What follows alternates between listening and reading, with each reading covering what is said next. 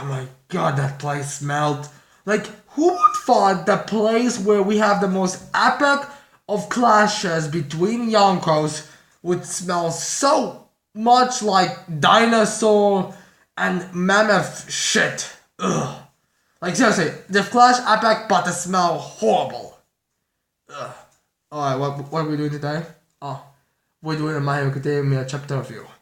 Well, that's perfect. Well, hello everyone, I'm Overhaul, and today we'll be reviewing My Hero Academia chapter 238. And honestly, because of the last few chapters, this one feels kind of a lower end, and because of, One Piece, it also feels on the low end. But hell, it's a decent chapter enough. So we begin this chapter with basically Tomoa and Udastro staring each other down. Well, now Tomoa is staring Udastro down, but in a figurative sense he kinda is. So yeah, Udastro uses his 100% stress bombs, and we first see a little panel where him like smiling and like, oh yeah, you're going out. But then Tomoa just like decays those two stress bombs and is like nothing. He just like stands there all destroyed and completely wrecked. And just is all. And then Uda's just like, oh shit.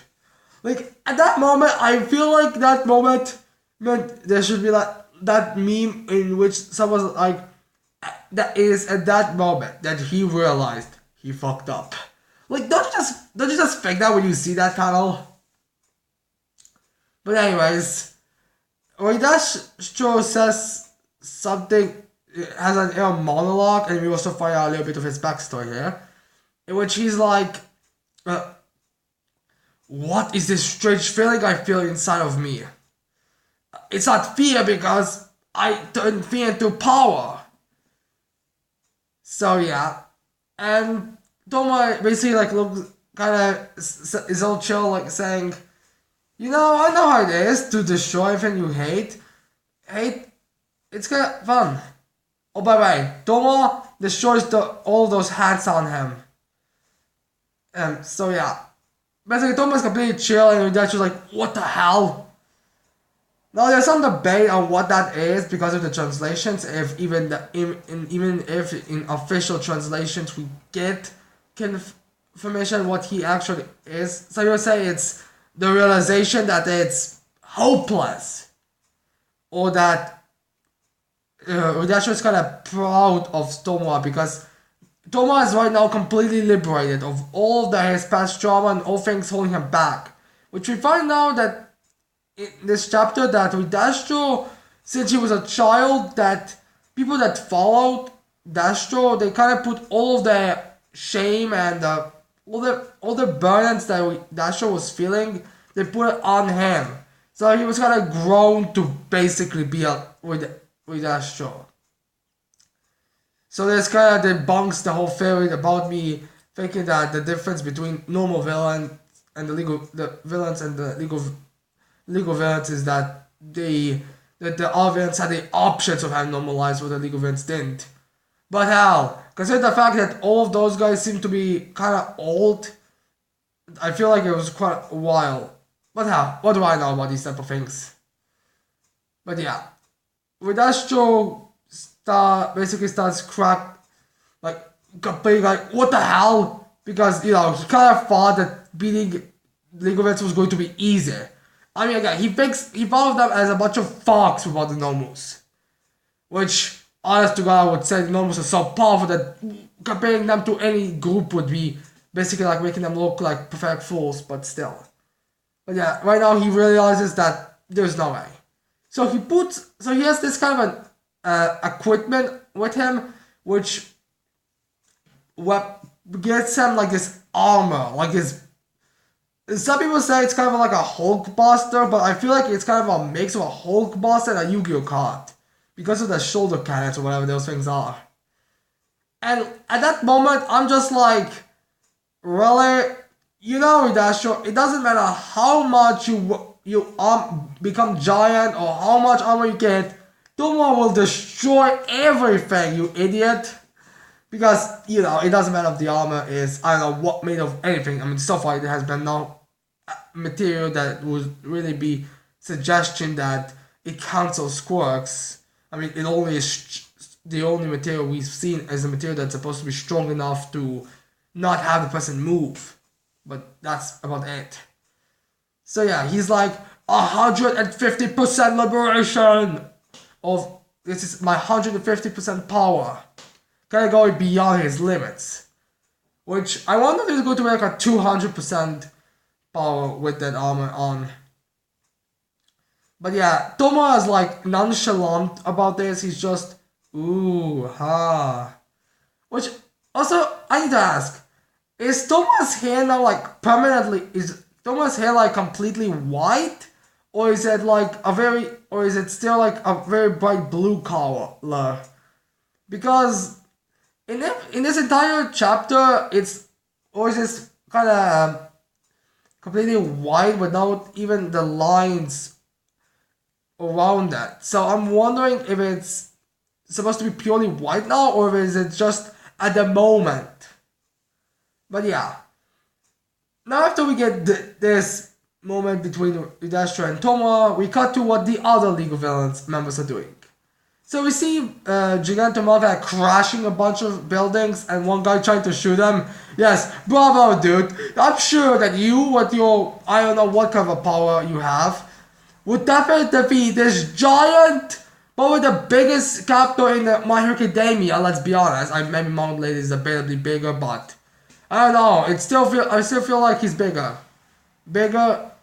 Oh, that has a body of stone. I'm pretty sure you will be able to take him down with your puny little blasts. Totally. But yeah. So we see a couple of Twice's clothes carried twice with his broken upside, in which the real Twice is screaming, it hurts! Because his arms are broken, so yeah. And the other two like carried Toga and Tokope.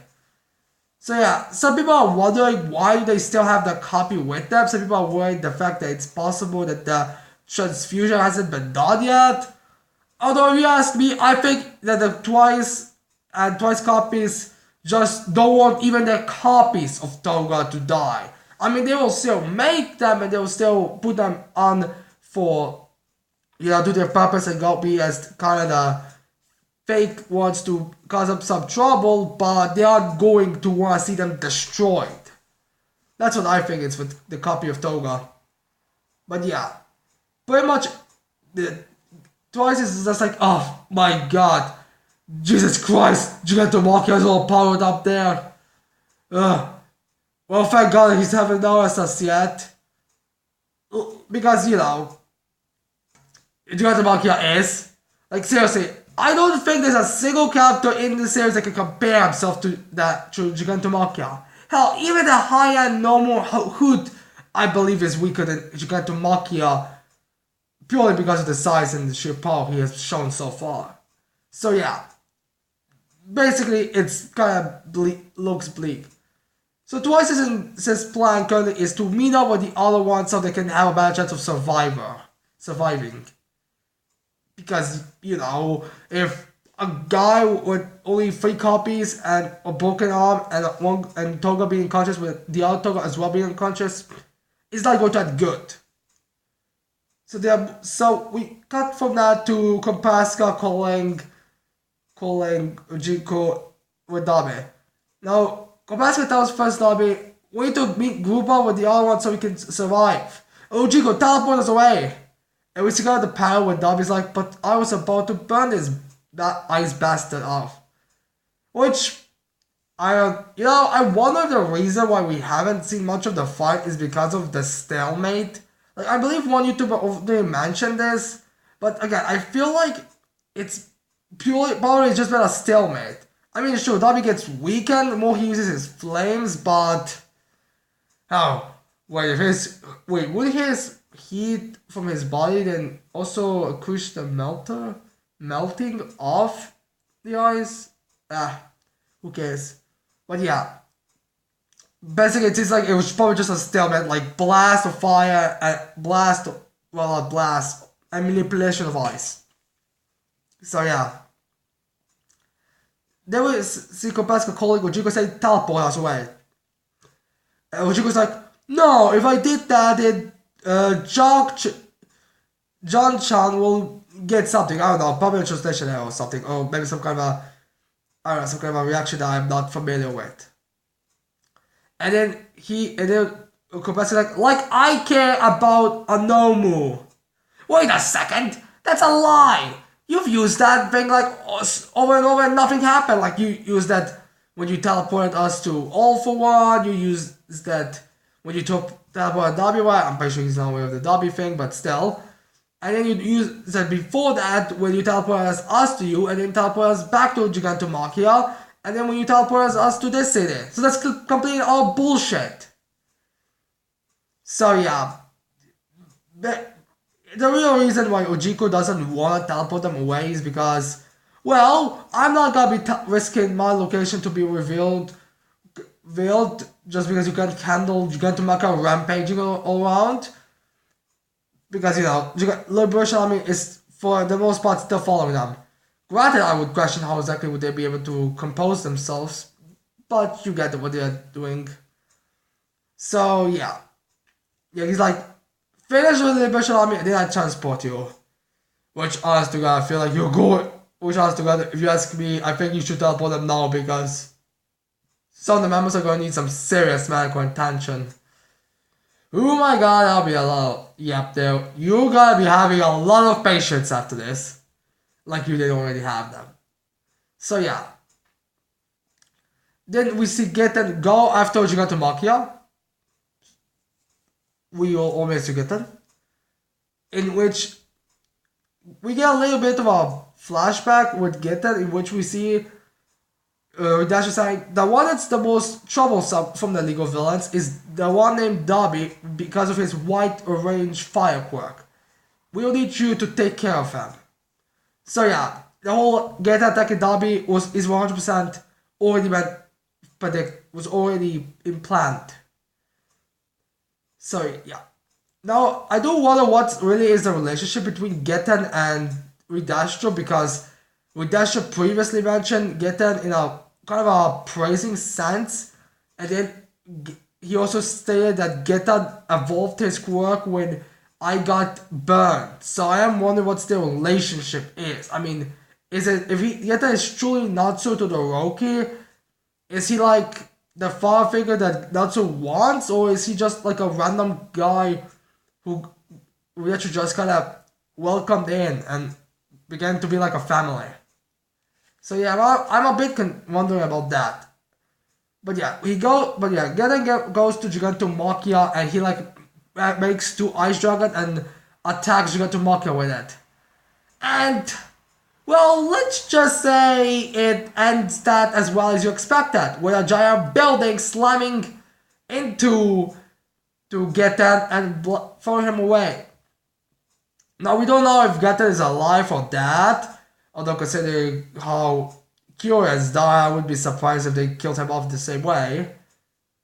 But let's just say he gets thrown away. I'm hoping that he gets thrown to Dobby back or somewhere near Dobby, so because Dobby does want to kill him.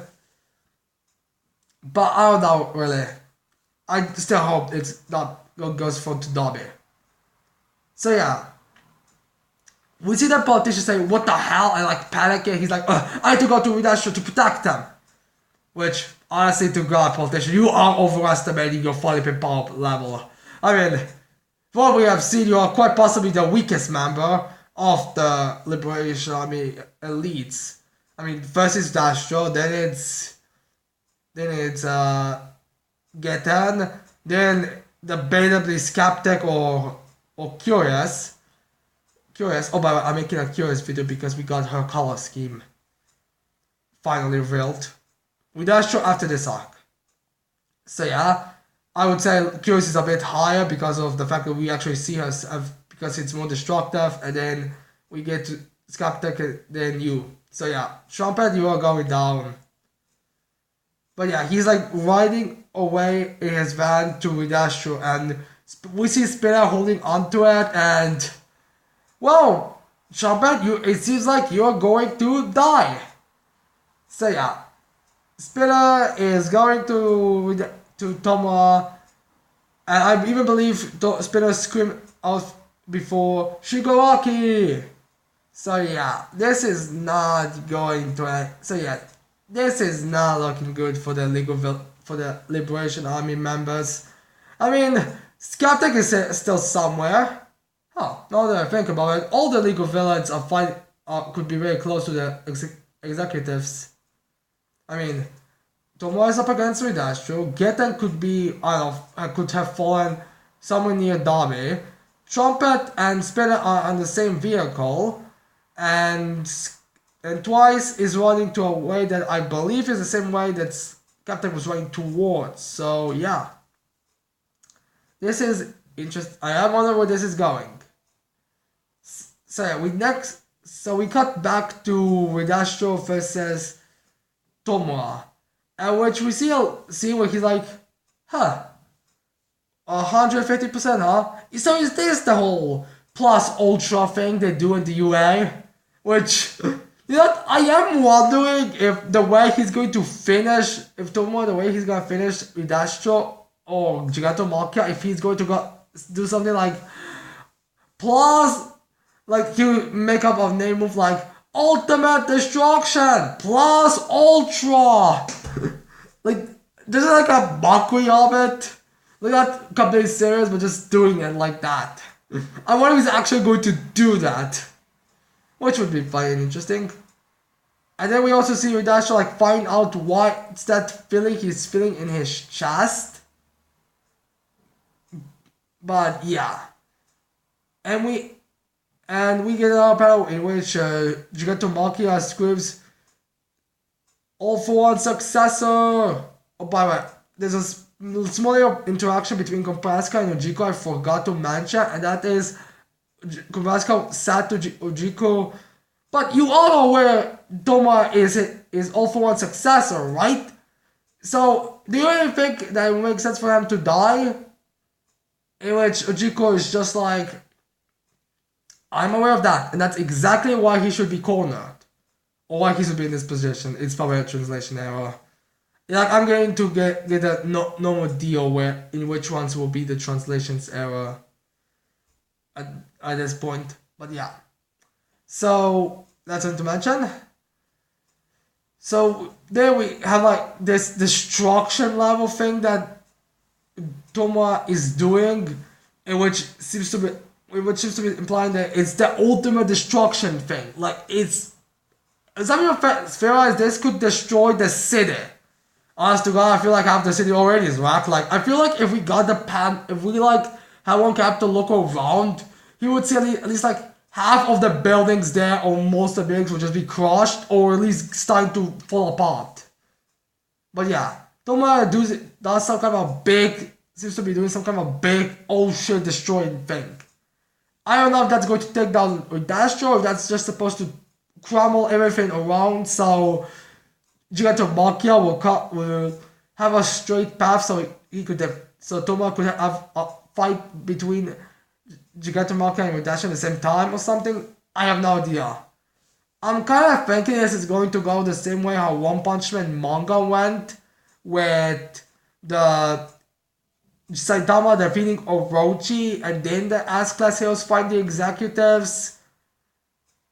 And then with Garo, you know, like with Dashi's Orochi, the executives are people like Skeptic, Gitten, and Trumpet. Definitely a lot. Except Gitten, a lot weaker.